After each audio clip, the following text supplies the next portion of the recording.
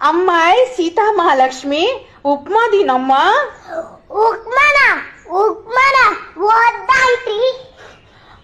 ఉప్మా అంటే ఉరుకుతవేందే పిల్ల?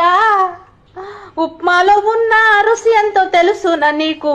ఉప్మా తినని వాడు నెక్స్ట్ జన్మలో ఊర కుక్కై పుట్టునుగాక. అంటే ఇస్తావా?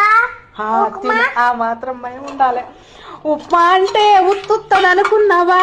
నూనె పోసి తాలింపు పెట్టి ఉల్లిపాయ కరేపాకు పచ్చిమిర్చి వేసి సరిపడ నీళ్లు పోసి ఎడెక్కినాక ఇంత రవ్వను జర్రున పోసి అటుగిటు కలిపి పక్కన పెట్టి వేడిగా మెత్తగా స్మూత్గా తినే ఉప్మా అంటే ఎందుకు విరక్తి? అతి త్వరగా అయ్యే టిఫిన్ ఏది అంటే ఉప్మానేనంట. ఉప్మా